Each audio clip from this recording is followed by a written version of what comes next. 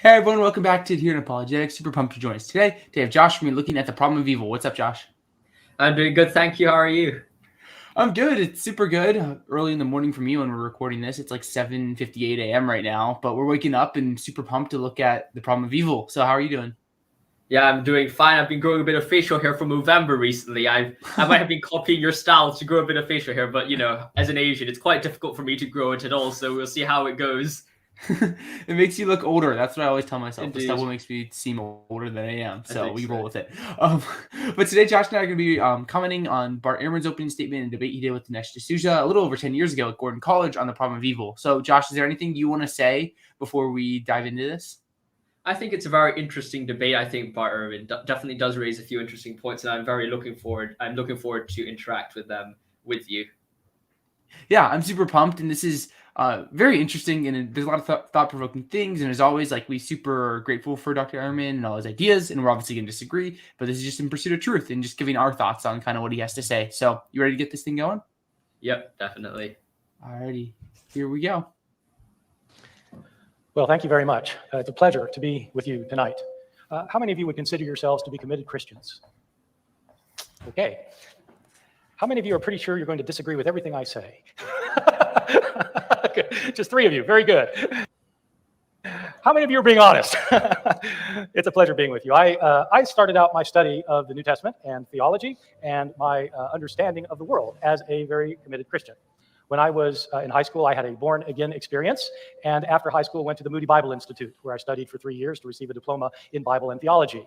After Moody, I went to Wheaton College, which you students, I'm sure, all know. And after Wheaton, I went to the Princeton Theological Seminary, where I did a Master's of Divinity degree, being trained for ministry.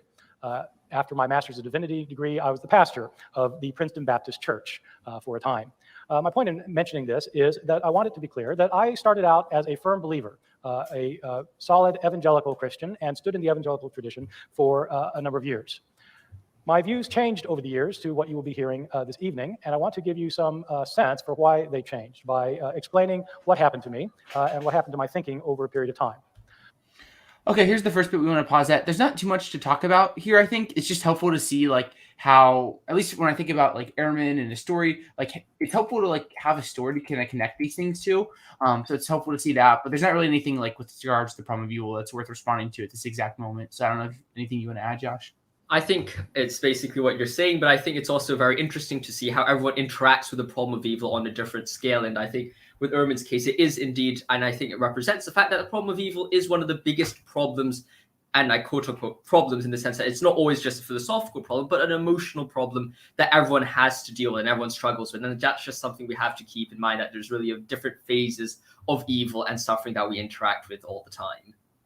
I think that's helpful when you're looking at, like, especially like Ehrman, like, he's not claiming to, and we're not claiming to give like a total defense or total like bringing forward of the problem of evil. It's more looking at like a specific kind of instance of like a couple things that Ehrman brings out, and that's helpful to think about as we keep on progressing here. Definitely. When I was doing my PhD at Princeton Theological Seminary, I was also teaching at Rutgers University, teaching undergraduates. And one semester, I was asked to teach a class called The Problem of Suffering in the Biblical Traditions. This was a course that was designed to deal with what the Bible has to say about why there is suffering. The technical term for that kind of discourse about suffering is called theodicy.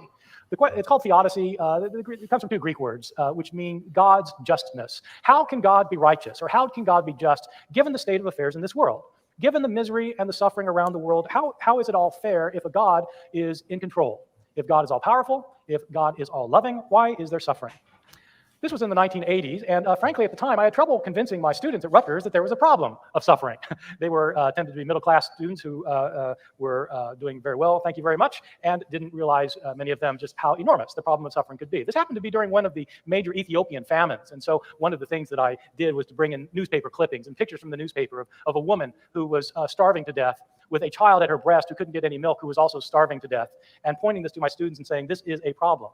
How does one explain this if there is a God in charge of this world? Well, the class was not so much about the philosophical problems of suffering as about what the Bible has to say about it.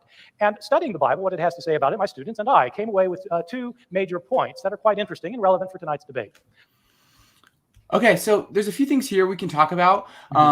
So one of the things I think about when I'm thinking about the problem of evil is first that, like, Well, one, I still don't really disagree with Dr. Ehrman at least yet, because there is a problem of evil, and obviously like there's different kinds of problem of evil. So I don't disagree with him, and everyone's gonna have different experiences. So say like me living in like Eastern United States, we're gonna have different experiences with evils than someone say living in like Sub-Saharan Africa or Ethiopia. So I agree, like like we're gonna have different perspectives and things like that, and it's super important. And I don't think we can be like just dismiss and say, oh, there is no problem of evil. And I like Bart's kind of, I don't want to call it a tactic because it's not really like trying to like win points, but just showing us what we can agree with. Like, and this is something he closes with too, is like we need to alleviate suffering as we get towards the end. Like talking about like, yeah, there actually is this problem, and like Christians and atheists and anyone else, like we can all agree that there is this problem. So that's all I really wanted to comment on here. Yeah, I thoroughly agree with you on that point. I think there are so many different formulations of the problem of evil, and it's really important to approach on an individualistic basis instead of saying, well, there's one theodicy and that theodicy attempts to solve all the problems of evil, because I don't necessarily think that that's the case, and we might touch on this a bit in the future of this video. But I think that when we're talking about the problem of evil, and this might just be clarifying Digital Gnosis's point if I'm pronouncing his a name properly, when I say that the problem of evil can be an emotional problem, is not to say that all problem of evils are emotional problems. That's definitely not what I'm trying to say, but rather that the existence of evil and suffering poses a variety of different struggles, both for the believer and the non-believer, in the sense that, well, some people, their main response to the great suffering is an emotional attack. It's not like I have a good friend who goes through serious depression and I see him suffering, I see him struggling. My direct response to that isn't like, turn on my philosophy hat, let's talk about nihilism and the meaning of life. Like, that's not what the right solution is to that individual problem. Am I going to lose my faith because of that problem? It's not a philosophical problem, so I shouldn't be responding it in a purely philosophical way.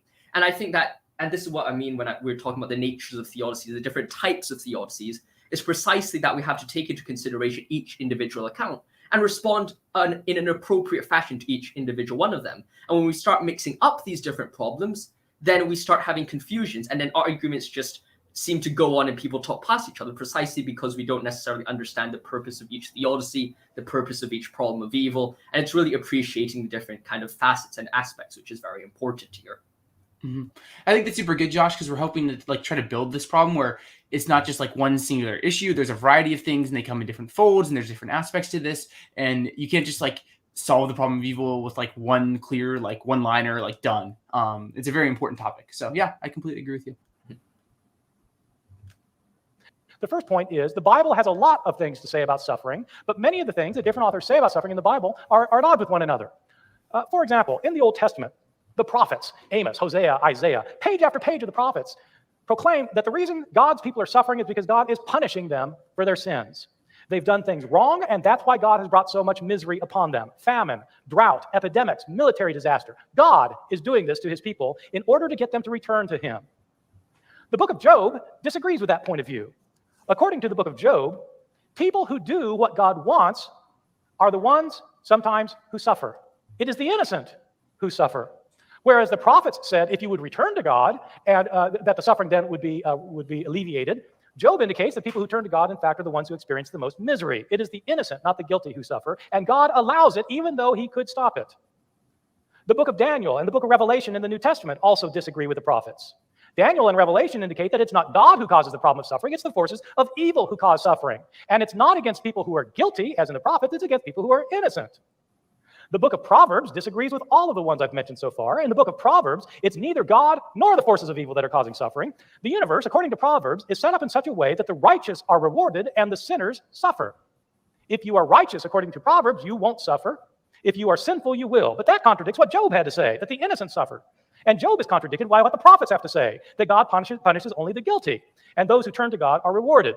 The first point that comes out by a study of suffering in the Bible is that the different biblical authors disagree with one another. There are discrepancies. Okay, lots of stuff here. So what do you want to tackle first, Josh? I think the most interesting thing here is really about, well, what exactly is evil in the Bible? Are all evils the same? And is the purpose of all evils the same? Because I think that what Bart Ehrman does, and I think that your notes touch upon this very beautifully, is the idea that each individual situation, the suffering is very different. Bart Ehrman looks at all the evils and say, well, okay, the purpose of this evil in Job is the same as the purpose in this evil here, but then they're not the same, so they must be contradicting each other. But when we say evil, that evil itself is different in each situation, in the sense that when we're talking about Job, that evil is about a test, it's about a trial, or about some relationship about a good person suffering despite his innocence. And that might be part of the development of Christ's work on earth. But then if you look at the Israelites, for example, their evil might be of a bit of a different nature, and that might be a different situation. And even in the Israelite situation, you might say, is that really evil if they're getting what they deserve for disobeying God? Of course, there's further questions about this. But what we're noticing is really the case that we have to take every situation in a case-by-case situation, say, well, what exactly is the purpose and nature of evil in this situation, and develop from there instead of saying, well, all evil are the same. The reasons for these contradict each other. There's a massive problem. I think that's a very simplistic way to look at it. Yeah, I think I agree with you. I think that Dr. Ehrman, I'm a little concerned here that he tries to draw like these like absolute conclusions from looking at certain books of the Bible. So for example, like when I'm thinking about the prophets, it seems to me like they're specifically looking at evils that are a result of the sin of Israel. They don't say, like, it doesn't come to the judgment that all bad people suffer and all good people don't. It's looking specifically at like Israel and like the surrounding nations. And then like with Job, it doesn't again draw the conclusion that all good people suffer and bad people don't. It's looking at a specific person in Job. And then with like Daniel and Revelation, like the apocalyptic literature, it says like maybe certain evils are the result of demonic powers, but it doesn't say that it doesn't say that all bad people suffer and all good people don't. And then Proverbs is looking at like actions, general rules for life. It's not making, again, these like absolute like kind of rules where if you do X, Y is guaranteed to follow or anything like that. So when looking at this section, that's just the way I kind of address it. I just don't think that these texts, like these books of the Bible, are trying to make absolute judgments, trying to explain all evil. It's just looking at specific parts. So, yeah. I definitely agree with you. And I think that there's not much I could add on this front. Mm-hmm. Yeah. Okay. Let's get into the next bit here. He's going to be talking about human freedom. So here we're going to get into a little bit more stuff. The other point that came out in this class that I taught, that I realized I think maybe for the first time in a big way while teaching this class, is that the Bible does not teach the point of view that many people hold today about why they're suffering. I would imagine that if we did a survey of all of you here tonight and asked you, why is there suffering, one of the principal reasons virtually everybody would say is it's because of free will. At Rutgers, I started calling this the robot explanation. I called it the robot explanation because that was the term everybody would use. It goes like this. If God had decided that we didn't have free will, we would all be programmed like robots. And we wouldn't be able to do anything we wanted to do. We would only do what we were programmed to do. But if we were programmed only to do good, of course, there'd be no suffering because we wouldn't hurt one another. The fact that we have free will shows that we are not robots, and therefore we can do evil to one another. We can hurt one another. We can oppress one another. We can kill one another. This is, as I said, what I call the robot explanation. And the Bible actually does not have the robot explanation in it, in part because there are no robots in the Bible, but in part because the Bible has other explanations for why they're suffering, the ones that I've just given you a minute ago. There are, of course, hints in the Bible that people can do harm to other people. But as I studied the problem with this class at Rutgers, I came to realize that there are problems with this robot explanation. For one thing, it's an incomplete explanation that doesn't solve the problem of why they're suffering. You all will remember a tsunami that killed 300,000 people. Whose free will caused that? Or more recently, an earthquake in Haiti that killed 230,000 people. Whose free will caused that? The problem with the free will explanation is that it doesn't explain natural disasters. Okay, what do you want to say here, Josh, with regards to human freedom and natural evils?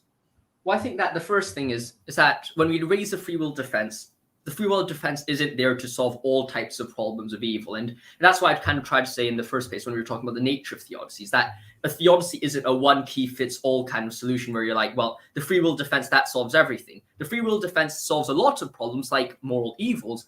That doesn't mean the free will defense directly applies. Of course, there are parts of the free will defense I think applies to natural evils as well, to greater or lesser extent. But in most situations, the free will defense is purely focused on moral evil, or mostly focused on moral evil. And if we're saying, well, let's judge the free will defense of a theodicy which is aiming to solve moral evil, and then judge it by its ability to solve a natural problem of evil, then you'll realize that that theodicy is not very useful, and you're judging it with the wrong standards. It's kind of like saying, well, I'm going to judge an orange by how much it tastes like an apple. Is this a good apple? And you give me an orange. You wouldn't get very far with that kind of reasoning.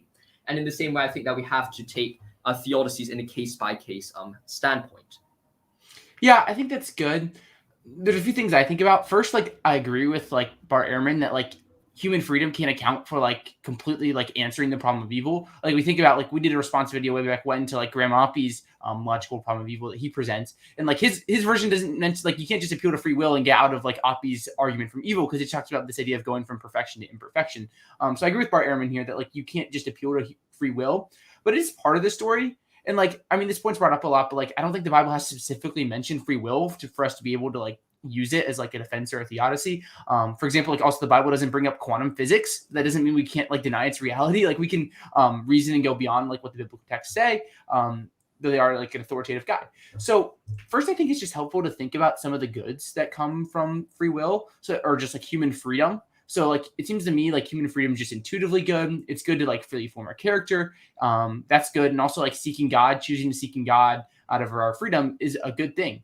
And looking at like the problem of natural evils, like unless you're claiming that like human freedom can account for all the evils, you don't have to like explain natural evils with the free will defense. Like you can appeal to other things to explain like why there are natural disasters. Like I can think of things like they preserve human freedom. There won't be disasters in heaven, but there's reasons that they can do, such as like forming our character, as Swinburne talks about. And there's a reason that we aren't made in heaven, which is something that Ehrman's going to bring up in a minute here. So, I mean, that's just like generally how I'd address this idea, is just like there's a lot more that can be said here. And like there's specific like defenses and theodicies we can look to explain like the problem of natural evil, and we don't have to use human freedom. I definitely agree with you, and I think that there's a good reason why we see that the Bible doesn't raise so many free will defenses is precisely because a lot of the characters who experience great suffering aren't really experiencing suffering caused by great evils, except for maybe, and as we've alluded to previously, maybe the not the Palestinians, but the Israelites struggle with the Egyptians. Those might not be technically evil. Of course, that's moral evil, and you might be able to wrestle with it via the free will defense. But most of the suffering, like Job's suffering, like the sickness we see in the New Testament, a lot of those stuff are not via free will necessarily, and they're a lot due to natural evil, sicknesses. And as a result, the response to that evil does not necessarily need to be, free will defense all the time, because that free will defense was never called for in the first place. And that's perhaps something we can bear in mind. Yeah, that's super good. Moreover, I think the free will explanation is philosophically problematic for a reason that a lot of people haven't thought about. Most people I know who think that, who have the explanation that it's all because of free will, most people I know who advance that idea are themselves Christians. These are people who believe that when they die, they're going to go to heaven. They also believe that there will be no suffering in heaven. And so one might ask, will there be free will in heaven? If there's free will in heaven, but no suffering in heaven, that must mean that it is possible to have a world with free will, but without suffering. So why don't we have a world with free will without suffering? Well, it obviously wasn't set up that way, but it means that the free will explanation doesn't really explain the problem. Okay, the problem of heaven here is, I guess it's not exactly the problem of heaven, but what do you think here with regards to free will in heaven, Josh? Well, I think that free will in heaven is definitely something which is quite interesting. The first time I heard it, I was like, wait, that does make a lot of sense. But when you think about it a bit further, I think that the first question you have to ask is, well, who is carrying out that free will? Because there's some idea that God, even though he's completely free, doesn't carry out evil. And in the same way, it does seem that the reason why people carry out evil in the world is precisely because they have evil tendencies, instead of it just being, well, if there's free will, then there must be evil. Because I don't necessarily think that there is necessarily that link there, in the sense that every being which has free will must carry out evil. The only reason how the problem of free will in heaven causing evil to occur is if we do hold to the idea of, if you have free will, there must be evil. But I don't necessarily think that that is a correct kind of link or an idea. And as a result, I don't think his argument fully holds in this situation. Yeah.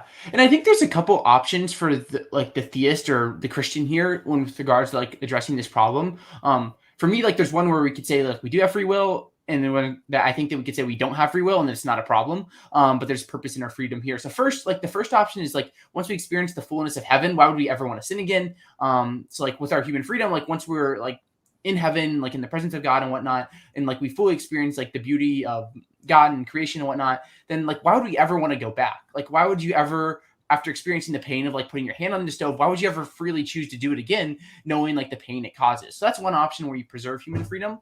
But I also think that like we could have free will now and not in heaven, but then there's still purpose in our freedom now and the purpose in the evils now. And this is through like forming our character. So for example, like at this exact moment, I don't think I ever have it in my capacity to murder a baby. And it's like, it doesn't matter, like say if I like told myself to or something like that, I just couldn't do it. And it's because I know it's wrong. And why is this? It's because of my choices that have formed my character to where I've gotten to the point where I've never done this. So this seems similar to like the Christian idea of sanctification, that as you like make choices, you're going to form your character. So the point where you maybe like reach heaven or entirely sanctified, you just can't do evil because you just made these choices that have like led to you to not doing this. And this seems to me like there's still value in our freedom now, but it could also like I could say like, hey, yeah, there's no free will in heaven, but there's purpose in our freedom now, because we're forming our character at this point. So that's just a couple options I see by my lights with regards to this important question. I definitely agree with you on that.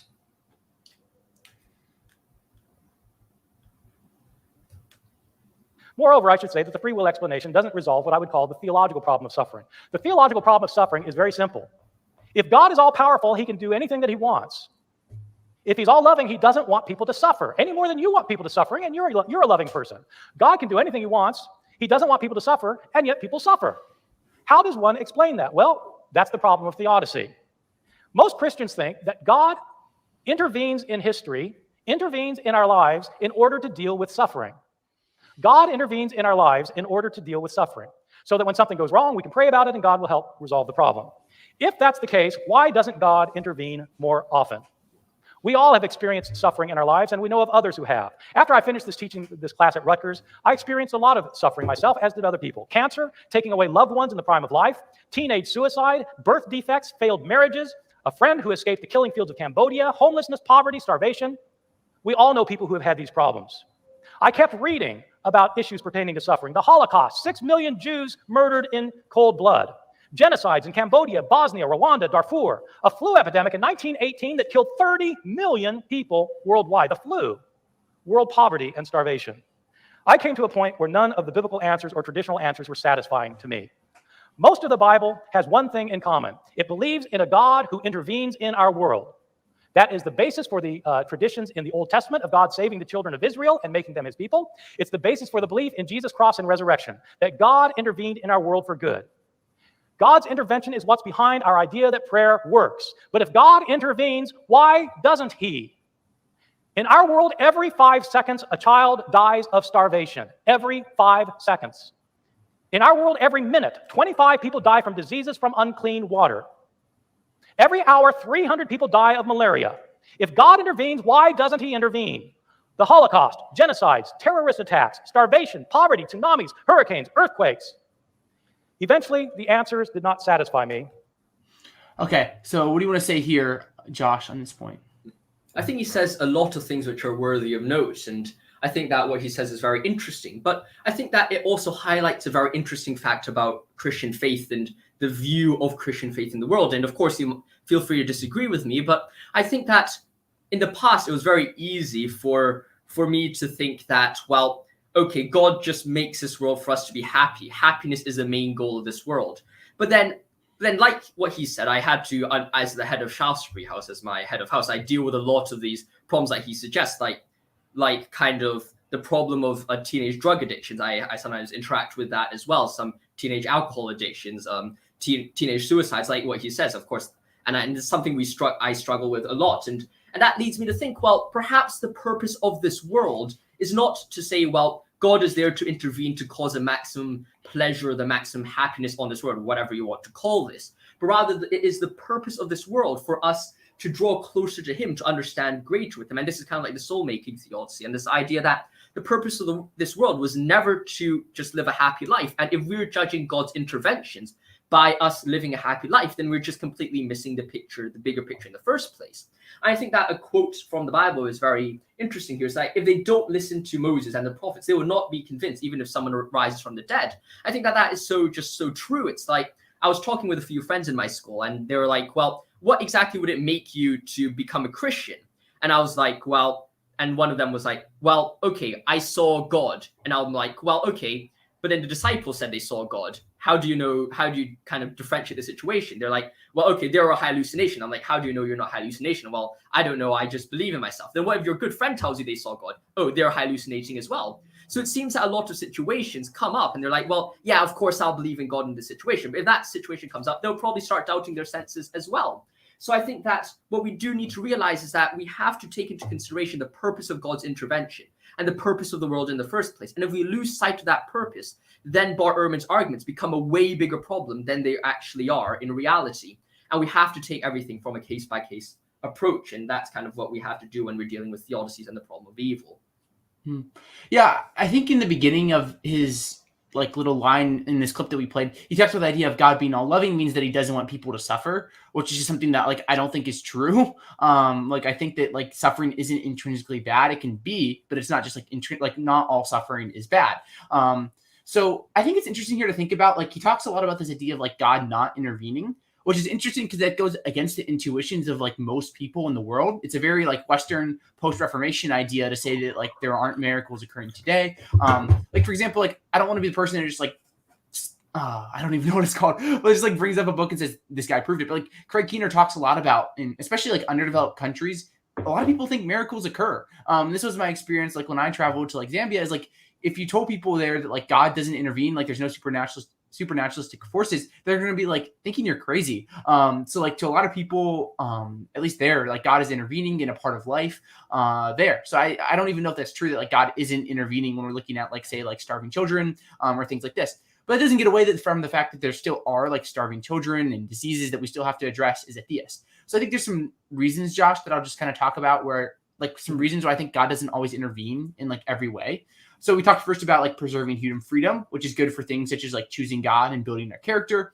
I also think that evils allow for soul building. So for example, you can have like courage in the face of adversity, which is a good thing. There's also like this a knowable natural order, which allows for things such as like science and a predictable universe, which is valuable. And I like the idea of like evil as being part of like an appreciation of heaven.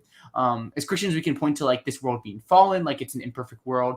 And those are just a few things, because I think that when we're looking at like the problem of evil, once again, like there's not like one decisive proof we can look to and say that explains everything else. But there's a lot of different like facets we can look at and like to try to understand these things. So yeah, that's kind of, at least for me, how I'd kind of generally address this problem. I think building on your point about Zambia is something very interesting that I've noticed as well. It's that I went to Kenya and Uganda, and I have correspondence with some people there, and to them, like someone recently was struggling to put food on his table, and that was a very suffering situation. He was struggling from very disease, and there was of course a lot of suffering in his life. But to him, he showed, or at least to me, one of the strongest demonstrations of faith. He was constantly praising God in our discussions and our dialogues. And what I think is very interesting is that, well, this idea of quote unquote God intervening is something which is very different to every person, because some people have to say, well, oh, God interfering is going to be like, oh, God is sending a lightning strike from heaven and suddenly food appears as a banquet in front of you. That's not necessarily how God intervenes all the time. There are other ways which go beyond that, about how people say, well, I feel God's presence. For example, some of my parents, my mom sometimes has a calling that, well, God is telling her to do something, she goes, does it, and then it helps out someone's life significantly. Is that God intervening? Well, of course, the atheist might say, oh, that's psychologically proven as some random subconscious whatever, right? But then in reality, if you look at it under a theistic worldview, that is God intervening. So it really depends on the situation. And I think it's very, and as you say, it's way too easy to just dismiss it and say, well, God actually doesn't intervene at all. Just that perhaps he sometimes just doesn't intervene in the way that we might want him to intervene. Mm-hmm. This is like for part of me where I have this intuition where a lot of the problem of evil is also just like a conversation about like the problem of heaven. Like, why didn't God create everyone in heaven? Because it's like this question of like, sure, like maybe God intervenes in the cases of like some, but like, why not just all? And why not everyone? Why not just like alleviate like all of like hunger or all of natural disasters or things like this? And that's when you have to give a more general and looking at like specific like theodicies or defenses. But I mean, at least for me, like bringing up like the people that he has healed, or at least the people that would claim that God is like working their lives, is to say that like a lot of people in these like developing countries would claim that God is working in their lives, in their world, in different environments. And yeah, so I think that's definitely true. And I think that you can tie that idea perfectly with kind of our idea previously that we were discussing about the purpose of the world. And we've also talked a bit about that in a few previous live streams, especially the one with Graham Oppie. And it's kind of the idea that if, like, at the end of the day, we know that the purpose of miracles isn't necessarily to always prove that God exists, because sometimes people, given with a proof, wouldn't necessarily believe in miracles. And if it's the case that God also knows how we would react to the miracles, then clearly we have at least a reasonable situation to suggest that maybe the fact that God appears to some people is precisely because he knows that those people who experience miracles would do something about it and actually fulfill their purpose in the world. Whereas if they go heal someone else, and I'm not trying to say this in a very sadistic way, but rather if they're going to heal someone else and they're never going to attribute to God and maybe start attributing to themselves, then maybe there isn't much point to do a miracle in that situation, or that miracle will be completely useless. And of course, this could be seen as very dry and sadistic, but then this is, of course, we're talking about the philosophical problem of evil instead of the more emotional side of it. And I think that there is a bit of a difference there as well, and that's something we can keep in mind when we're talking about, well, why does God save some instead of others, or help some instead of others? Mm-hmm. Yeah, that's super good, Josh. I'm trying to think. I mean, I think we covered a lot of our bases here. And yeah, it's a super important problem to think about. So do you have anything else you want to add before we get into this next clip? No, I think the next part's quite interesting as well. All right. And I came to be unable to affirm the very basis of my Christian faith. I became an agnostic. I no longer believe in the God of the Bible. I do not believe in a good and all-powerful God who intervenes in this world. Let me stress that it's not my goal to make anyone else an agnostic, and it's not my goal to deconvert anyone from whatever their faith is. It's not my goal, it's not my desire at all. It is my goal to get people to think, and to be more tolerant of people who think differently from them. Many of you who are Christian would agree with the statement that God loves you and has a wonderful plan for your life. But does God love everyone and have a wonderful plan for their lives? Even for those who are starving to death, who are crushed with horrible diseases, who are crippled with pain, whose lives have been torn apart by the death of a loved one? Does God love the homeless, the hungry, the maimed, the murdered? Then why doesn't he do something about it? Okay, what do you want to say here, Josh? Well, I think that, first of all, we have to keep in mind what we said previously about kind of the purpose of the world, and that could explain why God doesn't intervene in every single situation. But I think there's also this kind of idea that, well, is it really helpful for humans if God just solved all our problems? Because I'm just thinking about my closest friend who's suffering from severe depression and suicide, and you're thinking, well, would it actually be beneficial for him if God just suddenly snapped his finger and say all the problem suddenly goes away? I would not necessarily say that that's the case, and I don't necessarily think that he would say that that's the case as well. Like I've talked to him about it, and he's like, well, that doesn't necessarily solve any of the fundamental problem of what is at stake here. So I think that when we're looking at these situations, we really have to take into consideration the context, and sometimes it might be the easiest, the most intuitive thing to say, well, yes, we want God to get rid of all the evil, and if he doesn't get rid of the evil, he doesn't care. But in reality, I think that the situation is so different when we're talking about it on a practical basis, such that, well, God sometimes just shouldn't be doing it all the time. And of course, bearing in mind what we discussed before is that God solving all the problems doesn't actually solve the larger scale of the issue, and doesn't solve the fact that the purpose of the world has never been to promote happiness and absolutely humans which are saturated with pleasure, but rather people who are developing and working towards him. I think that's good. I had a conversation with Randall Rouser a little bit ago, and he talked about this idea of like, would you rather just be placed on top of the mountain, or would you rather climb it? And I think for most people, like, we'd rather climb the mountain, and then I think you can experience more fully the joy at the top of the mountain through climbing it, rather than just being placed on the top of the mountain. So for example, like for me, like when I think about like suffering in my past life, like obviously suffering is bad, but like I've learned a lot and grown a lot, and I'm sure a lot of people would agree. Obviously, like I haven't had to deal with things such as like starvation or like torture or things like that. So obviously, like each person can have a little bit different experiences. But I think that's an important thing to think about when we're looking at this important question. Mm-hmm.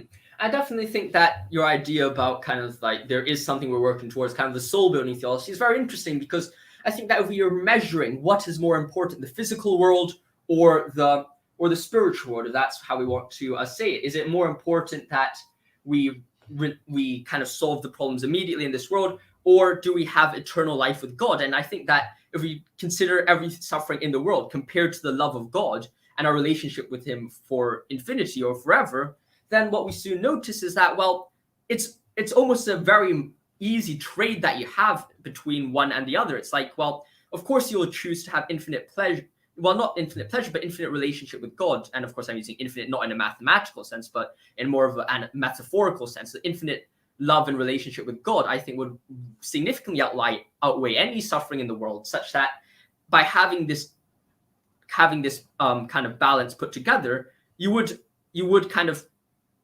weigh the second as more important, such that if the first can help the second, then the first is in some sense good in a further way, and that God, by not intervening, would help provide further opportunities for people to jump into the second world by converting. And of course, I apologize, I haven't been the most clearest by elucidating what I said, but I hope I do make sense with what I'm saying. Yeah, no, I think that's right. There's an interesting class that I had in high school, and we talked a lot about like growing and learning and things like this. And this class wasn't related at all to the problem of evil, but I reflect on it a lot when I think about this. We talked about like when you're learning like various like leadership like trait or attributes, like it's better just to be told them or to like experience them and to fail and then to grow and learn from them. And like everyone in the class all the time would say it's better to like experience like failure or to do something wrong and then learn and grow from it, from rather than just being like hand told just like don't do this, which is really interesting to me because like it seems like then if we could put this in like analogously to like the problem of evil, like for a lot of people it'd be better to like experience like suffering and whatnot and then realize like how bad it is than just to be told like, hey, yeah, suffering's bad, don't do that, and just like to never suffer. So it seems like to me like just like even like human nature like desires to like learn and grow through experience rather than just like being told what to do. So that's another thing when I lay in where I'm like our experiences of like suffering and things are I think super important and valuable because they help us to grow and have like a more like fulfilled life than we would have had if we just never suffered in the first place. Mm-hmm. I think that I was just trying to pick up on this point before we go to the next chapter, because I don't think he kind of raises this problem in the next section. But just to finally just respond a bit to digital gnosis and also just a bit of a point of my own is that what we're talking about here is mainly a philosophical one. We're not trying to solve any emotional problem of evil. And I think it's quite clear and it's evident to, I think, everyone which exists that the emotional problem of evil does exist. I don't think anyone's going to deny that the emotional problem of evil doesn't exist because, of course, if you see a depressed friend or you see some starving children in Africa, the first thing that you experience, unless you're that kind of devoid of emotion and humanity, I'm not saying that in a mean sense, but I think it's quite clear that the first thing you feel when you experience such suffering is not, I have a philosophical problem of evil, I now have my logical deductive syllogism. Your first problem is an emotional and experiential one. I think that is precisely what I mean when I'm saying there is an emotional problem of evil. And it's nothing about an apologetics meme or whatever, because I don't necessarily think that is kind of what I'm saying. And if that's what he thinks, he completely misses the point. But I think that we have to recognize that most of the stuff we do in these theodicies is not to say, oh, there's no emotional problem of evil, because that emotional problem of evil does exist to literally everyone who exists on this world. I don't think anyone here, apart from maybe a psychopath, doesn't think it exists. It's just that with everyone else, we have to just separate the emotional problem of evil from the philosophical evil. And that's perhaps the first thing we have to do when we approach the problem of evil. Yeah, I think that's a good way of thinking about it, Josh. So I appreciate that. One viable response is to say that God wants us to do something about it. And I absolutely would agree with that, if I believed in God, that God wants us to do something about it. We should do something about suffering in our world. We should commit ourselves to doing something about our suffering in our world. We should work to alleviate the suffering in our world. Absolutely, yes. But that doesn't answer the theological question. Why doesn't God intervene? I can't believe in a God who intervenes in the world to make it a better place. If you do believe in such a God, you need to figure out how to reconcile your faith with the facts of reality. How do you make sense of this world of pain, misery, and suffering without coming away with a simple answer? A basic answer, a simple answer. How do you have something that matches the complexity of the suffering? This is the biggest question you will ever face as a Christian and even as a human being. Why is there pain and misery and suffering in the world? It's a question that we should all acknowledge. And whether or not we find a satisfying answer, we should all realize that there is enormous suffering out there. And all of us, Christian and non-Christian alike, should do everything we can to relieve it and to help those in need. Thank you very much. Alrighty, that's the last little bit there. So yeah, what do you want to say here, Josh? Mm-hmm. Well, I think that what I want to say perhaps here is that I completely agree with the idea that it is going to be the biggest problem that any Christian faces, because the problem of evil is going to be a significant problem to literally everyone on this world, as he says as well. And I think that it's very interesting that he says it's to everyone as a human being. And I think that also raises a very big problem to the atheists as well, in the sense that, well, the problem of evil is there to say, well, evil is a significant problem with great significance and meaning in our lives. Evil, which occurs around us, moral evil, suffering, death, loss of loved ones, those are all significant problems that we have to deal with. And I think points directly to the existence of some transcendent meaning in our lives. Because I think if you look at it from a purely materialistic worldview, what exactly do you reach? You reach the idea that we're all just random cells, we're all just animals who are dying, all as a result for evolution.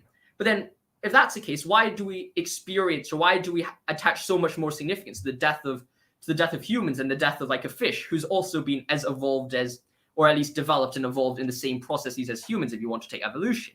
or if you don't want to take evolution, even still, you're like, well, why is this suffering so real? Why do I feel it?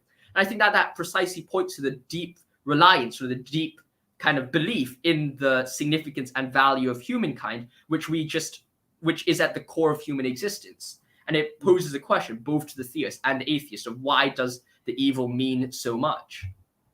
I think that's right, Josh. Like, because when I think about, like, we've tried to give a lot of like defenses or theodicies, looking at this video so far. But then, like, for me, this is like personally subjective and emotional. So don't just take this as like how I saw the problem of evil. But when I reflect on, like, say, like how theism or Christianity answers the problem of evil, like I see some sense. But then when I think about, like, in an atheistic world where the suffering of the 1-year-old is just this terrible thing and that's the end of it, or the murderer who does these horrific things and gets away with it and then they just die and that's the end of it. And that's it. Like, that's the end of the story. Like, that seems so much more unsatisfying of an answer to like the problem of evil than the Christian theistic one, where you have like a just, perfect God who's going to, in all things at the end, be a just judge. So like, to me, it's a lot more satisfying. And this is totally subjective and emotional again, this last part. But Christianity just satisfies, I guess you could say, my soul a lot more when looking at the problem of evil. And then I did want to make one more remark. Like, I'm very grateful for Dr. Ehrman and what he does here, because he talks about alleviating suffering. And like, you may be like an atheist or agnostic and listen to this video and just disagree with everything Josh and I have to say. And like, that's fine. But like, hopefully you can agree that like alleviating suffering is a really good thing. And like, no matter what your like worldview is, we should work to do that and give money to good causes and do this in our own lives. And I also think that like Dr. Ehrman does a great job of doing this, because like I know with like his blog and like his speaking fees, he always, I'm pretty sure, gives it all to charity to like help like the impoverished and struggling people around the world. So this isn't something he's just saying, but he really takes it to heart. So I have a lot of respect for Dr. Ehrman for doing that. So yeah, that's all I wanted to say here. I don't think I have much to add apart from the fact that I wholeheartedly agree with you. I think that it's very important for us to help those around us and also help those in need, because I think that that's a very important thing as well, to share that love with other people. Mm-hmm. Yeah, that's really good. Josh, we're at the conclusion here. Do you have anything else you want to say before we wrap up here?